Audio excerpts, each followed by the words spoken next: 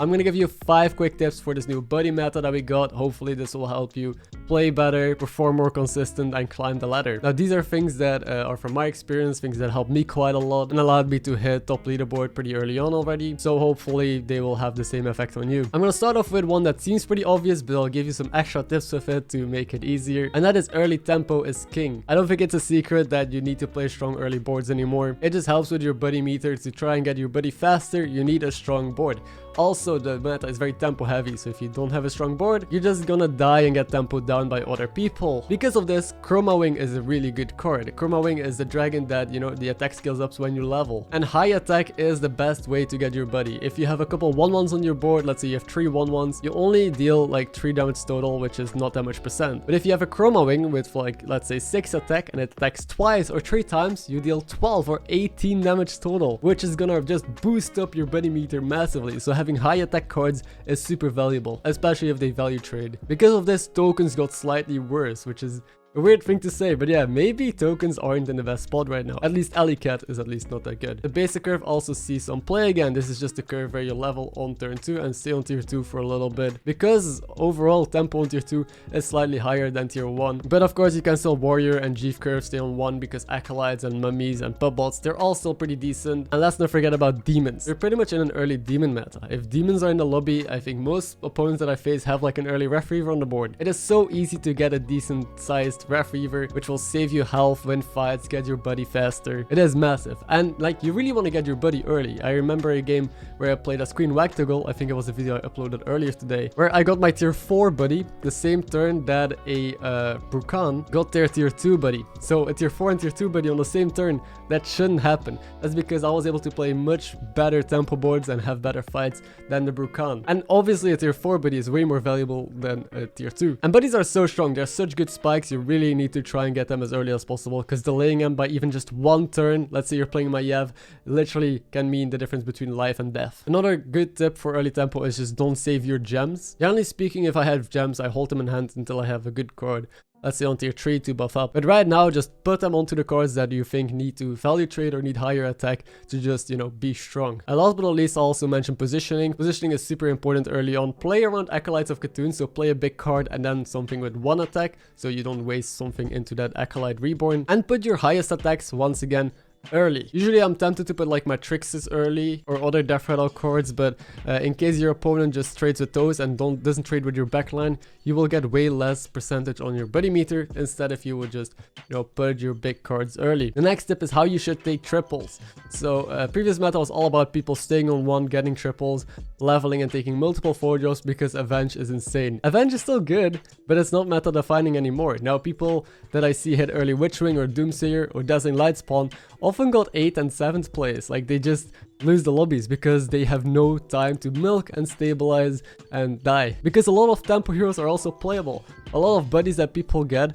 are just so strong early on that you can't compete with it if you try and milk. If you milk as well, you don't really get your buddy meter filled up. So Avenge is still a good strategy. It still works. But I'm way bigger of a fan of tripling into 5-drops nowadays. Nothing feels better than just hitting an early Hogger or Light Fang or a Bran. Bran is also amazing. And then just staying on 4 and playing a strong comp, buying buffs and doing something like that. You can also triple into 6s or just find Mama Bear and then level to tier 5. You can of course play the game in multiple ways, which I think is fun right now. A lot of playable builds and a lot of different directions that you can go with. So try and unlearn the entire thing from previous meta. You can still go with Dazzling Lightspawn and Avenge, but don't get baited by it too much.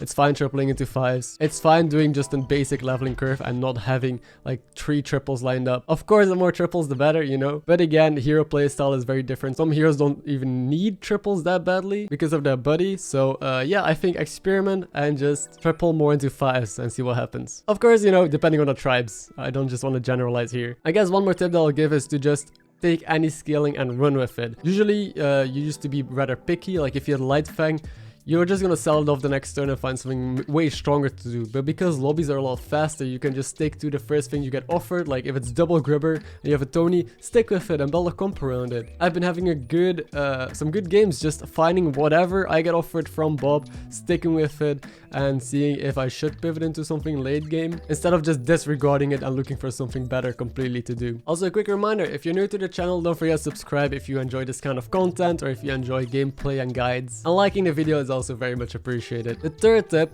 is don't get baited by your buddy. Buddies are good, buddies are great spikes, but too many people keep their buddy for incredibly long on the board and just die because they sacrifice a board spot basically. Like Omu buddy, just level, get a couple cards, but don't keep it around because if you have a 7-4 neutral, you're gonna die. The odds of tripling a 4-star buddy like that is like super low anyway. And there's a lot of buddies like this. Like you just use them early on for their spike and their potential, and then you sell them off and you can't really wait until you triple it. Sometimes you can though, if you're strong enough, you know, you can keep it, triple it, get the discover, and then sell off the golden version. Good examples probably are like Yashiraj. With that buddy, if you hit it, just level up early, use the tempo that you get from it, and then once you have a full board of 6 drops, just sell it off. Maligas, you just use it to get a couple 6s and 5s, but then eventually you level up anyway, and the buddy doesn't do anything anymore, or at least the golden version doesn't have any benefits. Or Mutinous, like if you try and golden your Mutinous buddy, you just die because you need to eat it early for tempo. And there's a bunch of others, so yeah, don't get baited, sell it if you feel like you're gonna die keeping it around. Tip number 4 is to learn a bunch of cheesy strats. There's so many ways that you can just win free games right now or get free MMR. I'll list a couple for you that you really need to know about. The first ones are like the real cheesers, and that is people staying on tier 1 or tier 2 with like Lich Bazial, just pick Ref Reaver, stay on 1, build massive demons. Staying on 1 with Queen Wactogol, that video went live earlier today if you want to check it out. You can just play an insanely strong menagerie with the right tribes in the lobby and just cheese a 2nd place or 3rd place, maybe even 1st sometimes if you get lucky. With Millhouse you can stay on tier 2 and just do Sorless Weaver strats as well. So there's a bunch of heroes that can now, I think Arwana could do it as well, can stay on tier 1 and tier 2 and just play a strong tempo board and get a free top 3. If that is your playstyle at least, you can go for it. Other cheesy strats are with Lich King, you can just play Reborn Poison and you summon a bunch of more poison on the board because of your buddy. With Illidan, just find some poison and you get immune on them, or just build big cleaves, and that is also a free way to just win lobbies. With Tavish, you just want to find Taragossas, the tier 3 dragon, and you just, you know, skill up massive dragons bigger than anyone else, and you just need to fill up your board a bit. With Curator, hitting Whelp Smugglers is nuts. If you have Whelp Smugglers, they stack like pretty well on both your Amalgam and then your buddy, on which it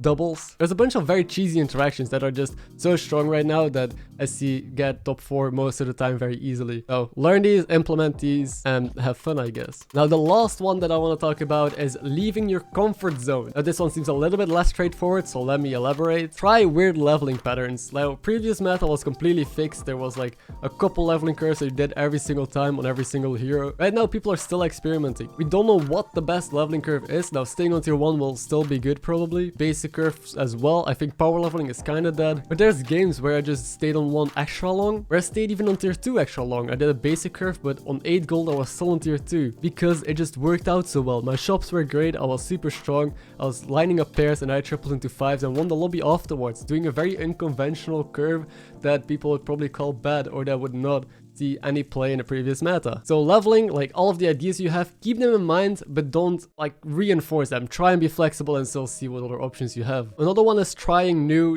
scaling and direction. Previous meta, once again, it was all about Avenge and like the tier 6 nutty scaling and just the high roll stuff, but almost anything feels kind of playable right now. Lightfang is decent. Even Mitrax, like just a passive scaling body in a no poison lobby, is decent. Going with tier 4 skilling, like Major Domos have won me a lobbies, just doing elemental stuff like that, because there are some cool interactions with a bunch of buddies. Like your buddy also could be direction enough and pivot you into something different that normally doesn't work. So don't be too scared to try out new ways to build up a board and scale up if you've never done it before, or if it used to be bad in the previous meta. Give it a go, see how it works out. If it doesn't, then at least you tried it and now you can move on. If it does, then you have something new in your repertoire and you'll learn the new out. So next time, if you don't hit the nuts, you have at least this backup plan that you can fall back on. Then there's also testing out new heroes. This is the best time ever to try out new heroes. There's a bunch of heroes that I never played because they were bad, that I gave a go just to test out their buddy. I still expected them to be bad,